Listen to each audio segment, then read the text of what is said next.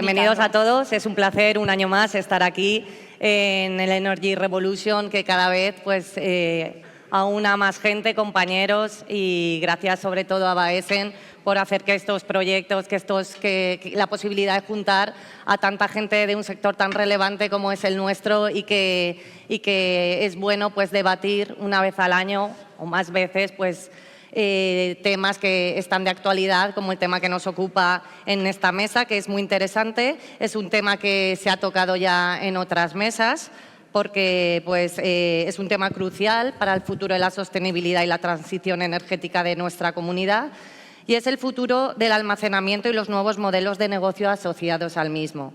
En un mundo que avanza de manera veloz hacia la descarbonización del mix energético, las soluciones de almacenamiento de energía se han convertido en un pilar indispensable para garantizar un suministro eficiente, seguro y sostenible. Todos creemos en esta mesa también que el almacenamiento no es solo esencial para la integración de las energías renovables intermitentes, como puede ser la solar o la eólica, sino también para revolucionar la industria, la movilidad y la gestión energética, tanto de la red eléctrica como de los hogares. En este septiembre del 2024 se actualizó el PNIEC y se reforzó el papel del almacenamiento energético, ampliando el objetivo principal de alcanzar 22 gigavatios y medio de capacidad de almacenamiento para 2030. En esta estrategia se destaca el papel también del hidrógeno renovable como uno de los sistemas más innovadores, ya que va a desempeñar un papel clave en la descarbonización, sobre todo de producción pues de procesos industriales de alta temperatura, por ejemplo, pues la fundición de metales o incluso la producción de cerámica. También se va pues, a desarrollar proyectos, va a ser muy útil para todos los temas de los vehículos ligeros, desde los ligeros hasta camiones o incluso vehículos pesados como autobuses o trenes.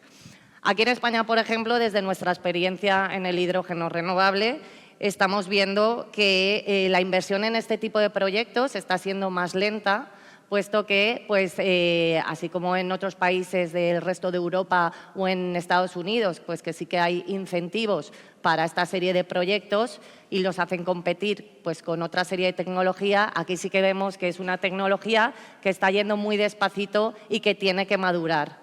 No es el caso, por ejemplo, pues, lo que estábamos comentando en pues, conversaciones anteriores, por ejemplo, las baterías de litio, que pues, ya son una absoluta realidad. Se ha demostrado que son eficientes y válidas tanto para el autoconsumo como para la integración con fuentes de generación renovable. Y son las que pues, más han avanzado y estamos viendo en el resto de mesas que más proyección de futuro tienen por la versatilidad y por la operatividad de las mismas. Todos los que estáis en esta mesa pues ya lleváis bastante experiencia, ya hemos hablado de muchos años atrás en temas de almacenamiento.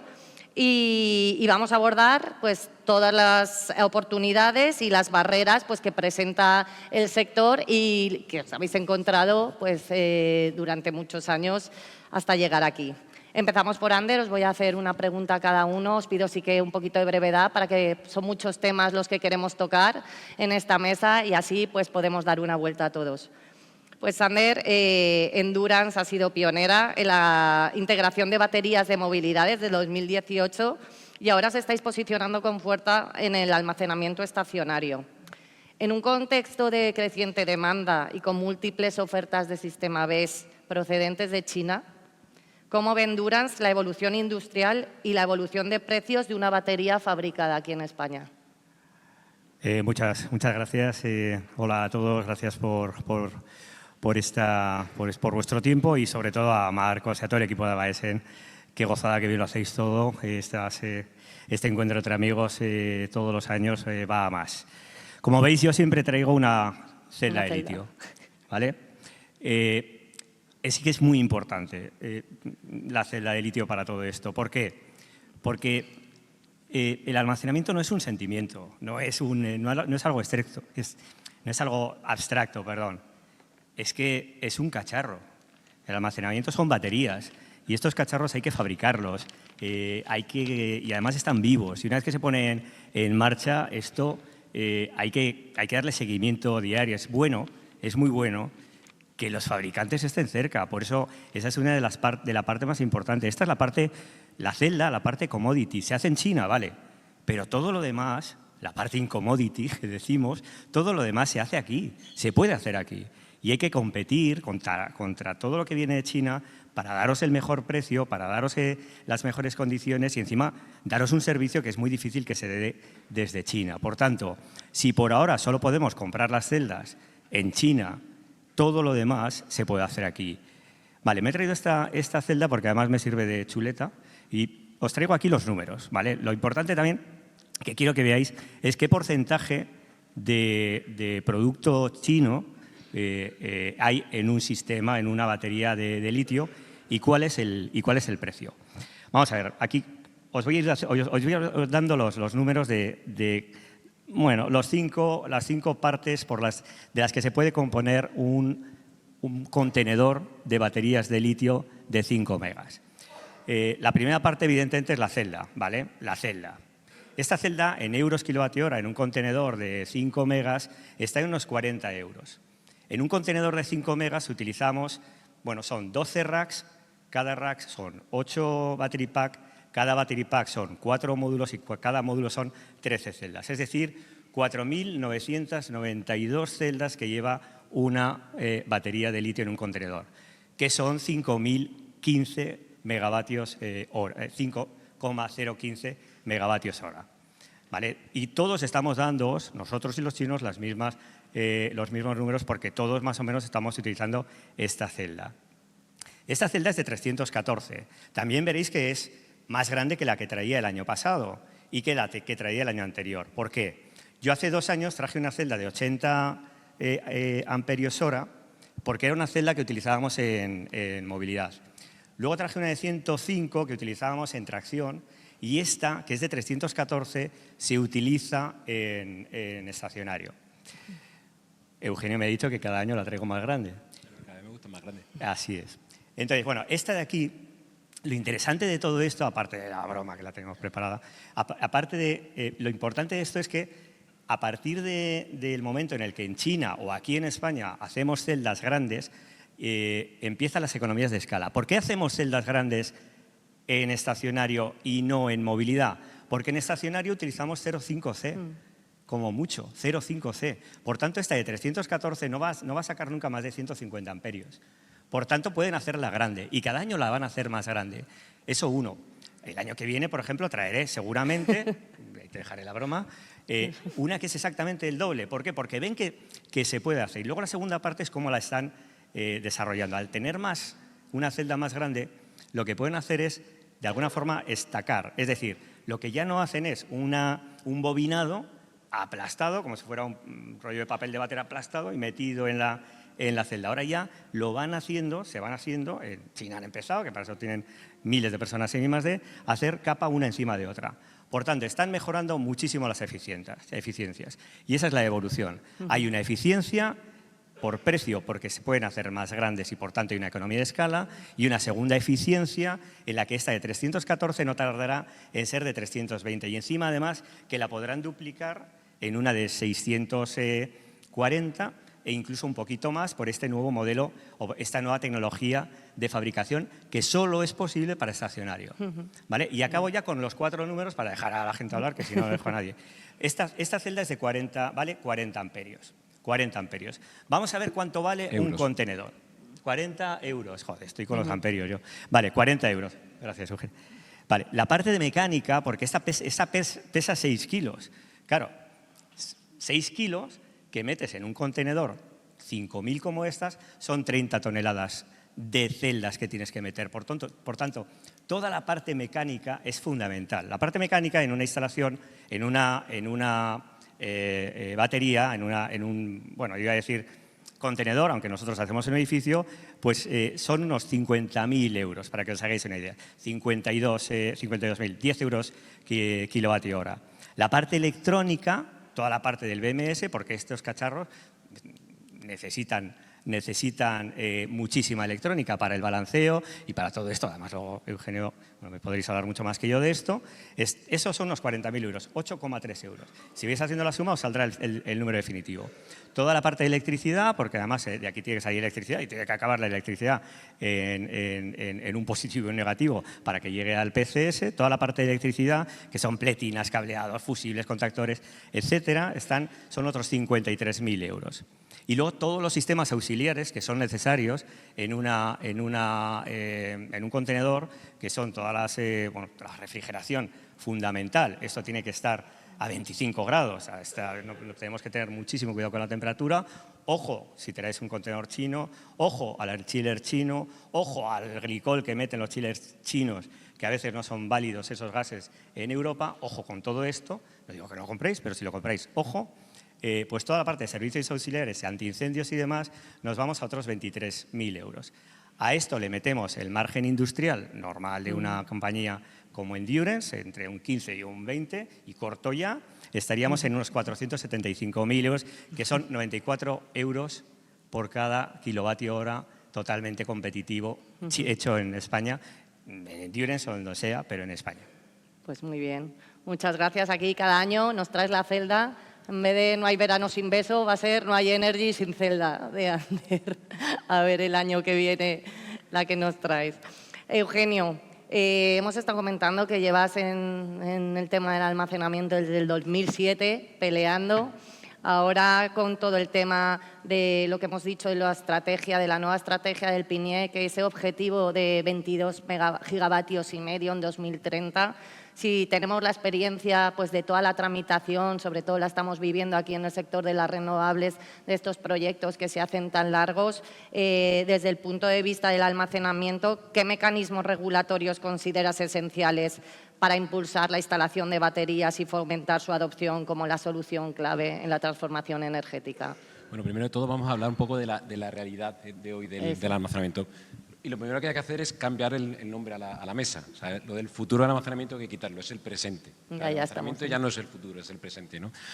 Luego también hay que remarcar que la celda que trae Ander hoy está vacía, ¿no? Bueno, está rellena de ron, que la utilizamos antes de las mesas para poder hacer este show, pero bueno, o sea, yo no puedo levantar 6 kilos así, ¿eh?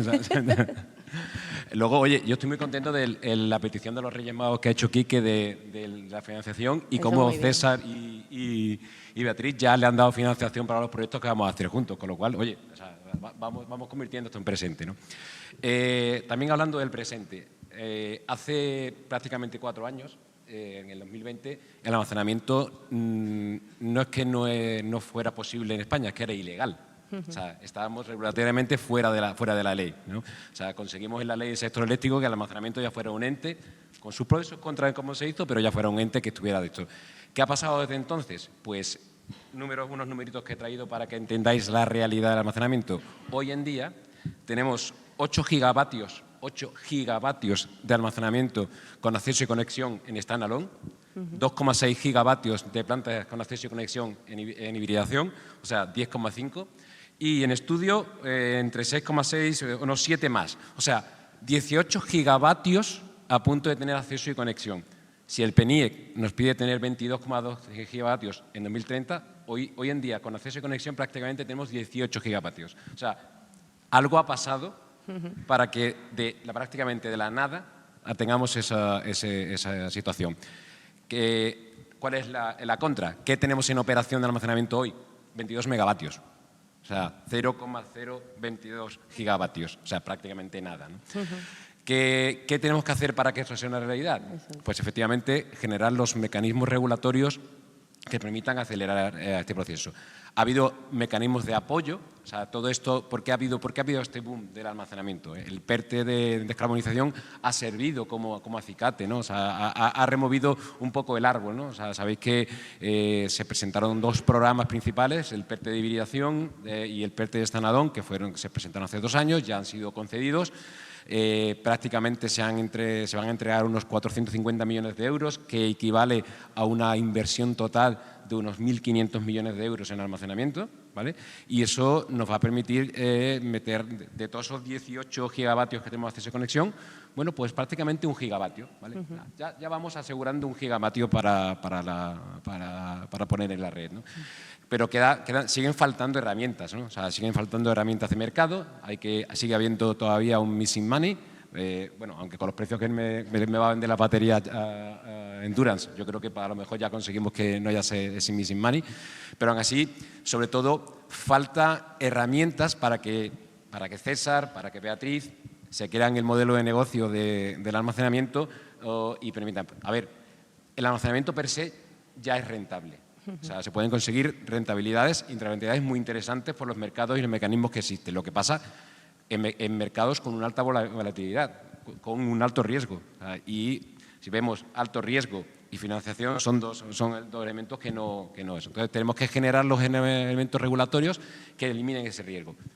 Ya se ha presentado en diciembre, nos llevamos de regalo de Reyes, el borrador del mecanismo de capacidad, en el que el almacenamiento va a tener un rol muy importante como elemento de prestación de servicio al sistema, y esperamos que en la última reunión que tuvimos con Fátima, la subdirectora general de Almacenamiento y Flexibilidad, ya nos indicó que su intención es que antes del verano tengamos ya la primera subasta del mecanismo de capacidad. Eso va a generar un mínimo de fiabilidad en el modelo de negocio que va a permitir la bancabilidad. Y eso es lo que tenemos que hacer y seguir empujando ese tipo de recorridos regulatorios que nos permitan. Van a ocurrir otra serie de cosas, pero vamos a dejar para comentarla después, ¿no? Perfecto. Carlos, Octopus Energy pues, ha sido un referente en la innovación de modelos de negocio centrados sobre todo en el usuario final. Desde vuestra perspectiva, ¿qué papel juega el almacenamiento distribuido en el hogar y cómo podemos incentivar su adopción para acelerar pues, la transición hacia ese modelo energético más sostenible? Pues muchas gracias, Verónica, por la invitación, y yo aporto un poco la visión que está más cerca del cliente final, que al final es el que nos paga los sueldos a todos. Al final es el que paga su energía y que es el que un poco nos sustenta todos los que estamos aquí en la mesa. Entonces, desde un punto de vista del autoconsumo del hogar, tú mencionabas esos 22,5 gigas que hablaba el PNIEC, pero también hablaba de un dato más, que es que detrás del contador, te decía el PNIEC, que había 1,6 gigas de objetivo. Entonces, nosotros desde Octopus estamos con ese número en la cabeza y creemos firmemente en lo que es la batería detrás del contador, tanto el lado residencial como el lado de comercial industrial. Del lado de residencial, digamos, las ventajas están claras, ¿no? Para un cliente final, oye, pones una batería, optimiza su autoconsumo si se ha puesto fotovoltaica, optimiza su tarifa eléctrica porque puede mover un poco sus consumos de un P1 a un P3, donde ahí los peajes y los cargos son más bajos. Pero ¿qué pasa? Realmente, a día de hoy, para una persona hacer esa inversión en una batería para su casa aún es un coste elevado. Esa es la realidad. Es verdad que nosotros estamos impulsando mucho la batería, digamos, os podemos dar un dato que ya de todas las instalaciones fotovoltaicas que hacemos, casi un 10% de los clientes se ponen batería, pero ese número lo queremos hacer crecer de manera mucho más significativa. ¿Pero por qué? Porque al final es la forma que se hace más sostenible todo el sistema en general. Y ya no dependes, oye, ¿a qué precio me pagas ese excedente? Porque nadie lo sabe y sabemos el mercado hacia dónde va ese precio de excedente. Y para hacer eso que sea un poco más atractivo para el cliente, claramente hay dos vías. Que ese coste de la batería siga bajando. Es verdad que ha habido una reducción de precio de las baterías estos últimos años, viendo informes, ese 20% el año pasado, pero ese número tiene que seguir bajando para un cliente final. Otra vía es, desde la Administración, impulsar con incentivos, ¿de acuerdo? Entonces, se ven claramente que hay incentivos con vehículo eléctrico, con el plan MOVES, la parte de solar y aerotermias con deducciones fiscales, y necesitamos ese apoyo de la Administración. Pero es que no es solo un tema de el euro que me paga, sino cómo está diseñado ese incentivo. Y nosotros, desde Octopus, y esto está en nuestra cultura, hacer las cosas fáciles y sencillas. Y pongo un ejemplo porque se visualiza un poco cómo lo están haciendo otros países, que lo harán mejor o peor, pero yo creo que hacer las cosas fáciles para un cliente final siempre es una buena guía. Pongo el ejemplo de Reino Unido. Desde febrero del 24 hay un incentivo en el Reino Unido para instalar baterías en el hogar. Y dice, ¿en qué consiste el incentivo? Tan fácil como que te dice, yo, empresa, te instalo batería, el IVA de esa batería está al 0%. De repente, fácil, directo, en tu presupuesto tienes una reducción del 20% que va directo al cliente. Eso lo entiende enseguida. No tiene que tratar con burocracias, con papeleos. Y hacia eso vamos. Pero es que no es solo el valor, es la previsibilidad de ese incentivo. El mismo gobierno te dice, y es que este incentivo no es que finaliza el 31 de diciembre del 25 y ya veremos que el 26. Cuando lo sacan en febrero del 24 te dicen, y que sepáis que esto está vigente hasta marzo del 27. Esas dos patas son fundamentales y creemos que bueno, hacia ahí tiene que ir y con eso estamos convencidos que todo este sector de baterías va a seguir creciendo. Estamos seguros. Carlos, desde Mateco pues, estáis liderando también pues, el desarrollo de soluciones innovadoras basadas en el hidrógeno como vector energético, como estábamos hablando antes. En este contexto, ¿cómo puede el hidrógeno complementar otras tecnologías de almacenamiento para maximizar la integración de energías renovables? ¿Y qué estrategias crees que son claves para acelerar su adopción en aplicaciones a gran escala? Muy bien. Bueno, primero, muchas gracias por contar con nosotros hoy aquí, porque como decía Eugenio, vosotros sois el presente del almacenamiento y nosotros esperamos ser el futuro del almacenamiento, ¿no? Y con eso nos quedamos, por eso creo que sí que un poco de sentido sí que tiene el nombre. Y nos alegra mucho que contéis con nosotros aquí porque es obvio que no somos los únicos que pensamos que el hidrógeno va a tener un papel fundamental en el desarrollo de la electrificación verde de la economía, ¿no? Es cierto que ahora mismo el hidrógeno tiene unos casos de usos más limitados. Ahora mismo está dedicado pues, a lo que llamamos hard-to-abate industries, ¿no? A acero, refinerías, amoníaco, etcétera.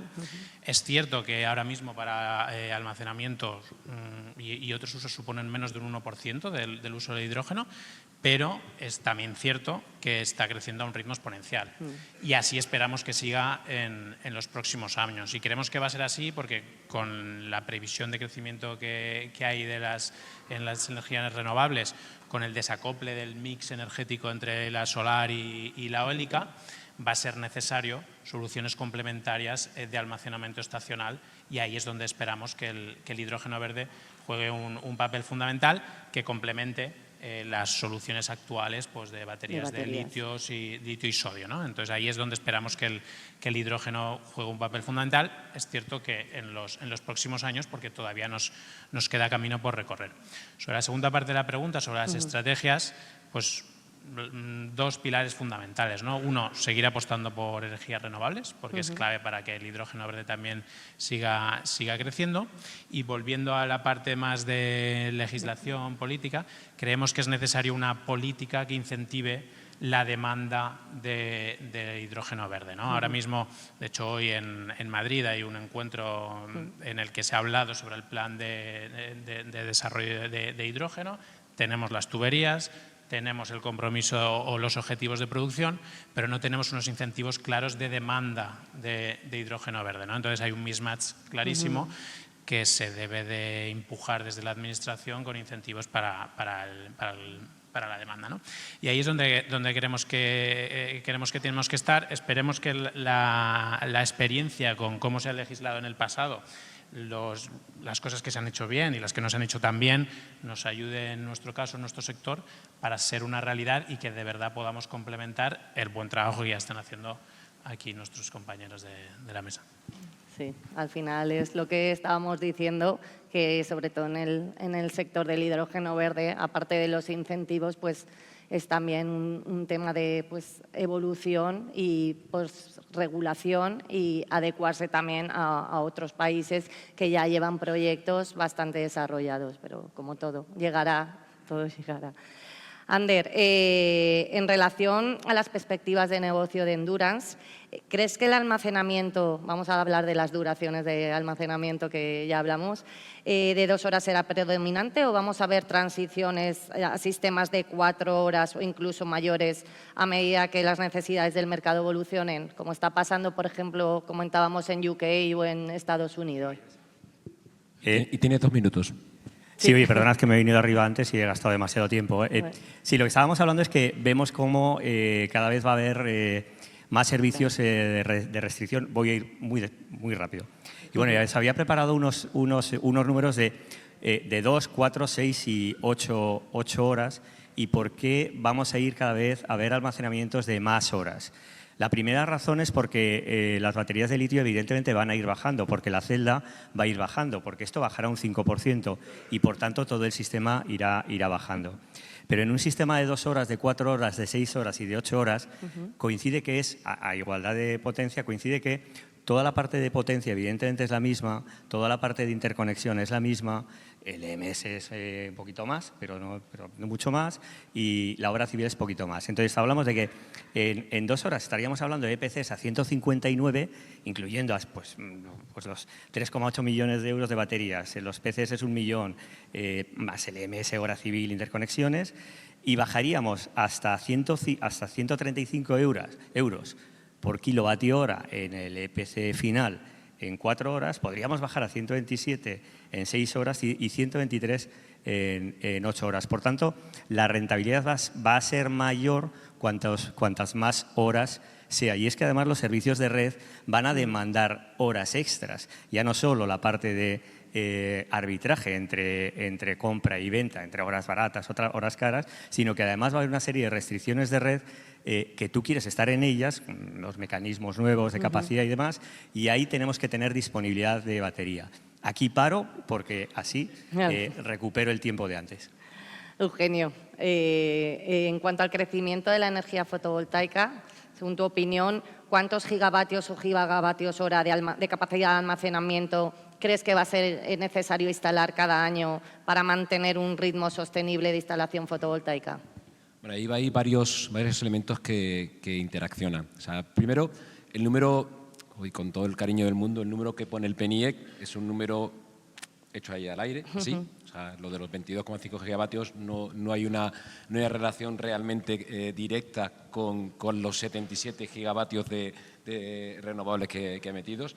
Y si queremos ponerle un ratio al almacenamiento frente al incremento de renovables, pues estaríamos hablando de que necesitamos entre un 30 a un 50% en potencia de almacenamiento por cada gigavatio que metes de renovables. Por una cuestión, porque vamos a un sistema, ya no solo es para matar al pato, y por eso llevo los calcetines aquí del pato, o sea, del patito, ¿no? O sea, para que queremos matar el pato, que es como se ha pasado en California, ¿no? Sino porque vamos a un sistema más inestable. Si además hablamos, como observé esta mañana, que vamos a cerrar las nucleares, vamos a perder sincronía en el sistema, vamos a necesitar nuevas tecnologías implementadas en el almacenamiento que nos den fiabilidad del sistema, que nos den resiliencia del sistema. El almacenamiento no solo va a estar directamente relacionado con la cantidad de energía que tiene que trasegar. Como dice Ander, vamos a tener que dar otros servicios al sistema. Vamos a tener que dar ese sincronismo, vamos a tener que dar inercia sintética, como ocurre en el Reino Unido. Vamos a tener que hacer regulación de tensión y voltaje, con lo cual necesitamos mucho almacenamiento. O sea, esos 22 gigavatios se quedan muy cortos. Además, si queremos matar el pato de verdad, es decir, queremos mover ese precio cero del mediodía a mover a la tarde y bajar el pico de la tarde y eliminar la dependencia del gas que tenemos por la tarde, como ha ocurrido ya en California, necesitamos muchísimo almacenamiento. O sea, que entonces, realmente el PNIEC es un número al aire. Ojalá nos pasemos el PNIEC. Pues muy bien. Y Carlos, sobre todo, dada la visión innovadora de Octopus, ¿qué líneas de negocio queréis impulsar en los próximos años? Pues, como comentaba antes, claramente vamos a seguir impulsando el tema de autoconsumo en los hogares, pero en el 24 nosotros arrancamos la línea de comercial industrial y es una línea que creemos firmemente, ¿no? Ya este año de arranque ya en esos clientes industriales hemos instalado baterías al final solucionando 3 tipos de problemas, ¿no? Uno, hay industriales que por A o por B pues no se pueden poner su fotovoltaica. Dice, bueno, no me puedo poner mi fotovoltaica, me pongo mi batería y puedo aprovechar hacer este arbitraje de cargo batería en horas baratas y descargo en horas caras. Eso es una solución. Segunda solución, aquellos clientes que sí que se pueden poner potencialmente fotovoltaica y se han puesto, pero por la distribuidora pues no les dan el punto de acceso o conexión, con lo cual se quedan un poco, entre comillas, estancados con eso excedente que no pueden ver de la red y es un dinero que ellos están tirando a la basura, como el que dice, pues esa batería te hace aprovechar mejor ese excedente y a la misma vez hacer este arbitraje. Y luego hay un tercer cliente que dice, oye, yo sí que me puedo poner fotovoltaica, pero también puedo ver de red, pero aún así yo quiero batería, por esto que hemos dicho, y por un tema adicional, que es decir, oye, yo es que tengo un pico de mi demanda por un proceso industrial en ciertos momentos, que me tiene que chupar de más. Puedo ser inteligente con la tarifa eléctrica, que es un poco lo que hacemos. Nosotros no solo hacemos, oye, te pongo batería, sino yo hago ese mix de, como soy comercializadora, te puedo poner una tarifa que está muy pensado a tu consumo con esa batería para que ahí optimizas. Entonces, se pone esa batería para esos picos de demanda, no tengan que decir a la distribuidora, oye, me pongo una potencia contratada del doble para atender, no, me pongo la batería, optimizo mi tarifa y a su vez hago que todo mi sistema sea mucho más eficiente, ¿no? Entonces, en ese lado vamos a impulsar mucho el lado de baterías. Esto, para que tengáis una idea, el tamaño medio es, nosotros vamos al tamaño pequeño de industrial, esos 50, 100 kilovatios, pero nosotros, por nuestra cultura, somos de crecimiento rápido y estamos convencidos que podemos crecer más rápido en esas pequeñas instalaciones agregadas que irnos a proyectos más grandes donde, ya sabemos todos, las tramitaciones son más engorrosas, etcétera, etcétera. Vale. Pues muy bien, así será. Y luego, pues, Carlos, desde Mateco, ¿cómo creéis pues, la gran pregunta que va a evolucionar el coste del hidrógeno verde en los próximos años? Una buena pregunta. Magnífica pregunta. Yo creo que los brotes verdes están, ¿no? Hay 3 factores claves para que el precio del hidrógeno siga bajando.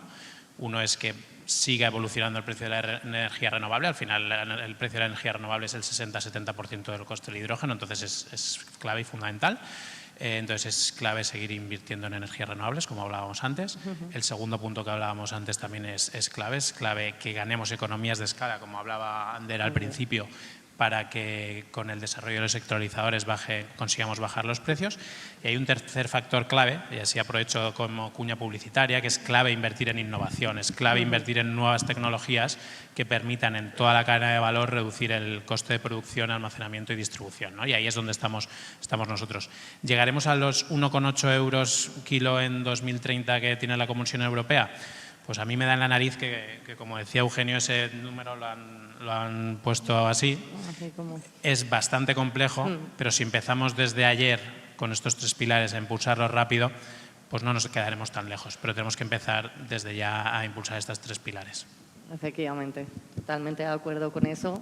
Y ya para acabar, una breve pues, finalización o conclusión. Vamos a ver la carta de los Reyes Magos a 2025 y qué nos depara en el sector. Bueno, pues ha dicho Eugenio, hay 26 megavatios hora instalados en España. Queremos llegar a 33 gigavatios hora en los próximos 5, 6, 7 años. Sabemos hacerlo. Pueden haber no solo un endurance, puede haber cientos de endurance. Queremos industrializar el país. Vale que no tenemos la celda todavía, pero hemos dicho que la celda es el 40% de una batería, que a su vez sigue siendo esa celda el 25% de una instalación completa. Toda esa instalación, ese 75%, puede ser made in Spain, made in Europe, o hecho aquí, y made in Valencia además.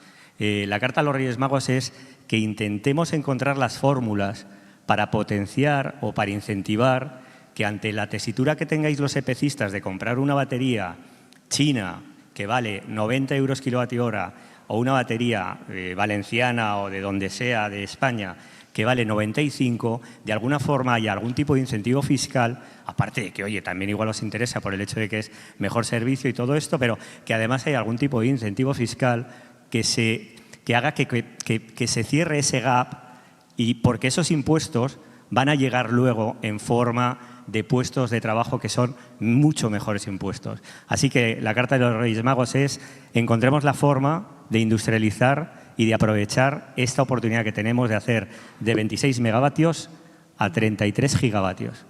Muy bien. Pues yo en mi carta a los Reyes Magos, lo bueno es que como me he portado bien, he sido bueno en estos 20 años, aunque no lo creáis, o sea, se va a cumplir la carta de los Reyes Magos, ¿no? Y en esta carta de los Reyes Magos, pues vamos a tener ese mecanismo de capacidad, que es ese gran esperado. Vamos a tener otro gran esperado y que soluciona uno de los grandes problemas de cuando se metió el almacenamiento en la ley del sector eléctrico, que era solamente considerarlo un generador, y es lo del concepto de acceso flexible o acceso condicionado. Es decir, yo voy a poder conectarme a la red sabiendo que tengo unas horas en las que voy a operar y otras horas en las que no, y unas horas que voy a hacer una demanda y unas horas que voy a hacer una generación. Eso lo vamos a tener en el 2025. Vamos a tener modificaciones del código de red que va a permitir sacarle el máximo por partido al almacenamiento. Y bueno, tendremos también el inicio del Net Zero Industrial Act, que va a permitir también la industrialización. Y luego, además, como tenemos a Manolo va a conseguir desbloquearnos un montón de proyectos de almacenamiento en el 2025, con lo cual vamos a empezar a implementar baterías en el 2025. Muy bien. Ya te ha llegado, ¿no?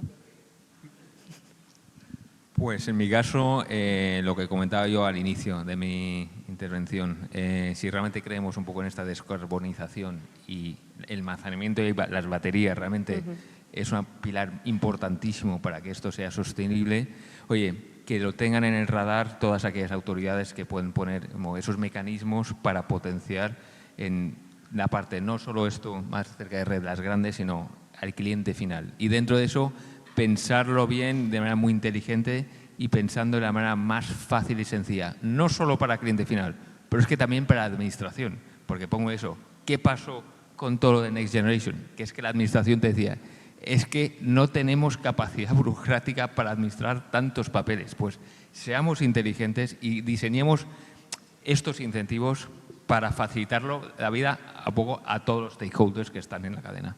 Simplifica también. Carlos, tu carta a los Reyes. La carta sería que nos pudierais volver a invitar el año que viene, porque significaría que el hidrógeno se está desarrollando como todos esperamos. Ojalá. Y que esos 51 gigas que se han anunciado hoy en la Unión Europea para el año 2030 sean una realidad, y en 2025 demos pasos de gigante para que estemos más cerca de ser una realidad como son mis compañeros. Pues sí, yo también estoy totalmente de acuerdo. Mi carta a los Reyes es incentivar la inversión para que pues, el hidrógeno renovable también pueda competir con otras tecnologías y que sea viable, y sobre todo desarrollar ese tipo de proyectos aquí en nuestro país que queremos hacerlo. Muchísimas gracias a los cuatro, ha sido un placer compartir la mesa y a ver si nos vemos el año que viene con una nueva celda, Ander, también. Gracias a ti, Verónica.